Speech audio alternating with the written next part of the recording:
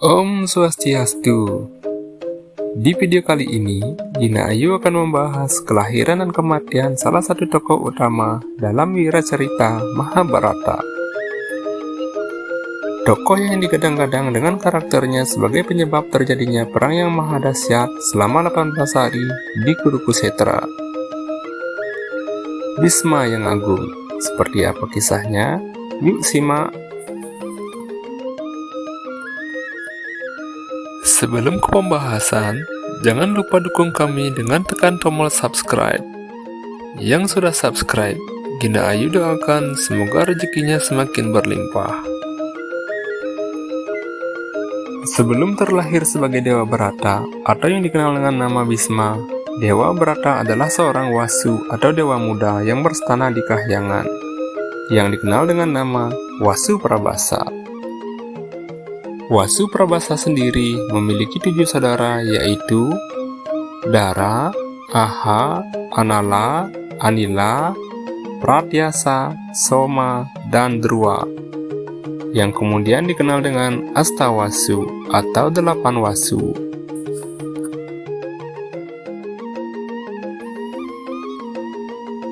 Dikisahkan pada suatu hari, istri Wasu Prabasa sangat tertarik pada lembunan ini, milik Bagawan Resi Wasista, yang dikenal dengan memiliki beberapa kelebihan.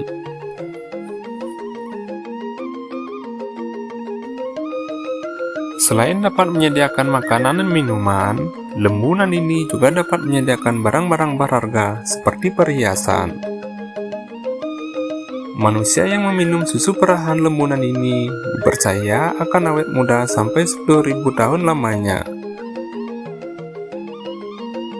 Karena didorong rasa cinta Wasu Prabasa terhadap istrinya yang sangat besar, bersama Astawasu, Wasu Prabasa menculik lembunan ini di padepokan Bagawan Resi Wasista.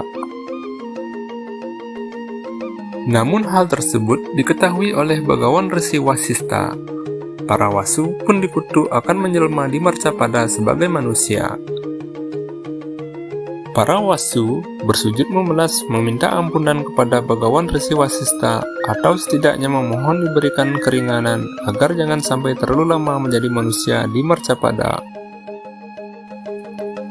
Bagawan Resi Wasista memberi keringanan hukuman kepada 7 Wasu, namun tidak dengan Wasu Prabasa.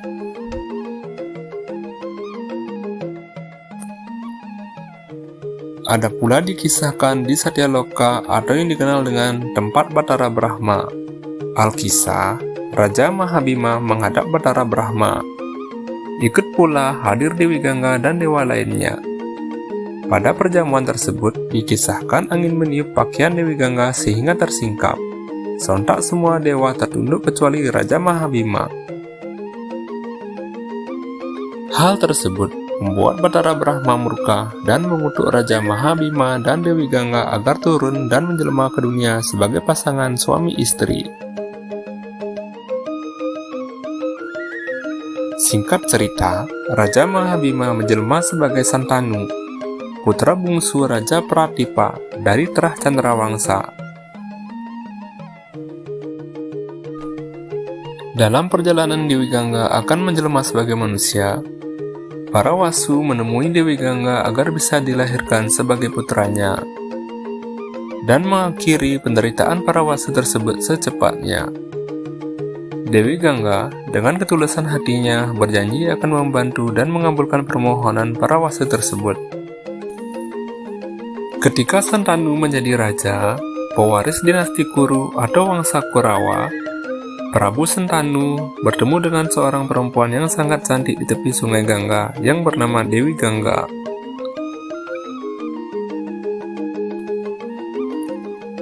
Karena kecantikannya, Prabu Santanu langsung terpikat dan ingin mempersunting Dewi Gangga. Dewi Gangga pun bersedia dengan satu syarat, bahwa kelak Prabu Santanu tidak boleh melarang atau mempertanyakan apa yang sudah atau akan Dewi Gangga lakukan. Singkat cerita, pernikahan Prabu Santanu dengan Dewi Gangga berlangsung. Perjalanan pernikahan Prabu Santanu dengan Dewi Gangga sangatlah romantis, sampai pada akhirnya Dewi Gangga melahirkan putra pertamanya, Sesaat setelah kelahiran anaknya, Dewi Gangga menenggelamkannya di Sungai Gangga. Karena terikat janji atau sumpah perkawinan, Prabu Santanu tidak bisa berbuat banyak, sampai akhirnya Dewi Gangga menenggelamkan anaknya yang ketujuh.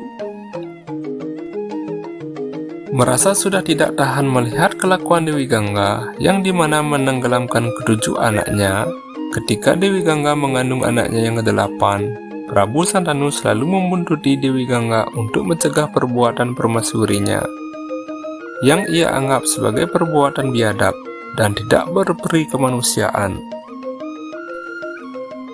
Setelah tiba waktunya, anak ke-8 Prabu Santanu akhirnya lahir. Dengan melanggar sumpah atau janji perkawinannya, Raja Santanu untuk pertama kalinya melarang atau mencegah perbuatan Dewi Gangga, serta mempertanyakan apa maksud tujuan Dewi Gangga menenggelamkan ketujuh anaknya. Dewi Gangga menjelaskan ketujuh anak yang telah ia lahirkan dan tenggelamkan ke Sungai Gangga adalah 7 wasu yang dikutuk oleh Begawan Resi Wasista, yang dimana sesaat sebelum turun ke dunia, para wasu bertemu dengan Dewi Gangga untuk memohon dilahirkan sebagai putranya, serta mengakhiri penderitaannya sebagai manusia secepatnya. Maka dari itu, sesaat anaknya lahir ditenggelamkan di Sungai Gangga untuk mempercepat kembalinya para wasu ke kahyangan. Dalam tapanya, Dewi Gangga mendapat petunjuk bahwa setelah melahirkan para wasu, Dewi Gangga bisa kembali ke kahyangan. Dengan kata lain, berakhirnya kutukan dari Dewa Brahma kepada Dewi Gangga untuk menjalani hidup sebagai manusia. Karena melanggar sumpah atau janji perkawinan, Dewi Gangga dengan putranya meninggalkan Prabu Santanu untuk kembali ke kahyangan. Setelah 36 tahun kemudian, Raja Santanu yang sedang bosan jalan-jalan ke tepi Sungai Gangga. Di sana ia melihat seorang putra yang sangat hebat, yang mampu membendung air Sungai Gangga dengan ratusan ribu anak panah. Tidak lama kemudian, muncullah Dewi Gangga menghampiri Prabu Santanu dan menjelaskan asal-usul anak tersebut. Prabu Santanu sangat senang sebab putranya yang dibawa pergi semenjak lahir telah kembali pulang. Oleh Dewi Gangga, anak tersebut diberi nama Dewa Brata. Selama pendidikan, Dewa Brata mempelajari ilmu politik dari Brihaspati atau guru para dewa, ilmu Weda dan Wedanga dari Resi Wasista, dan ilmu perang dari Parasurama, seorang ksatria legendaris yang hidup abadi sejak zaman Treta Yuga. Dengan berguru kepada Parasurama, Dewa Brata mahir dalam menggunakan segala jenis senjata, dan karena kepandaiannya tersebut, Dewa Brata ditakuti oleh semua lawannya. Dewa Brata tumbuh dewasa menjadi pangeran yang cerdas, gagah dan sangat berbakti kepada orang tua. Bahkan, Dewa Brata dicalonkan sebagai pewaris tahta kerajaan Kuru atau Wangsa Kurawa.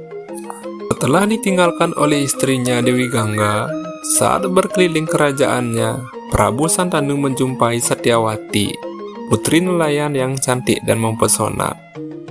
Prabu Santanu terpikat akan kecantikan Satyawati dan berniat mempersunting Satyawati untuk menjadikan permaisuri. Namun, orang tua Satyawati Dasabala mengajukan syarat bahwa jika putrinya menjadi permaisuri Prabu Santanu, maka ia harus diperlakukan sesuai dengan dharma, dan keturunannya harus menjadi penerus tahta. Mendengar hal tersebut, Sang Prabu Santanu membatalkan lamarannya, sebab ia terlanjur mengangkat Dewa Brata putranya sebagai putra mahkota. Karena terus memikirkan gadis pujaannya yang tak kunjung ia dapatkan, Prabu Santanu jatuh sakit. Melihat kondisi ayahnya yang semakin memburuk, Dewa Barata bertanya kepada kusir yang mengantar ayahnya jalan-jalan. Dari sana Dewa Barata mendapatkan informasi bahwa ayahnya sakit karena sedang jatuh cinta. Dewa Barata berangkat ke Sungai Yamuna, mewakili ayahnya untuk melamar Putri Dasabala. Dewa Barata menyetujui segala persyaratan yang diajukan Dasabala.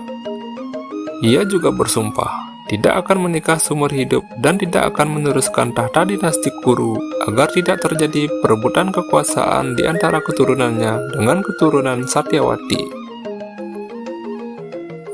Karena sumpahnya, Dewa Barata diberi nama Bisma oleh ayahnya Prabu Santanu, serta diberikan anugerah Aji Swacandamarana, yaitu kemampuan untuk menentukan hari kematian sendiri. Kematian Bisma yang agung. Bisma menunggu hingga 58 hari di atas ranjang panah yang dikenal Saratalpa, yaitu ribuan anak panah Arjuna yang menembus tubuh Bisma, serta menunggu selesainya Daksyana beralih ke Uttarayana, atau matahari di sebelah utara garis khatulistiwa. Sebagai petapa yang tinggi, Bisma tahu kapan Atma akan mencapai moksa dan tidak terjebak dalam reinkarnasi atau punarbawa. Seperti yang diterangkan Krishna dalam Bhagavad Gita bahwa periode Uttarayana adalah waktu terbaik roh menuju ke surga dan tidak akan kembali lagi, karena pada saat itulah terbukanya jalan Devayana. Gina Ayu pamit, sampai jumpa di video berikutnya. Om Santi Santi Santi Om.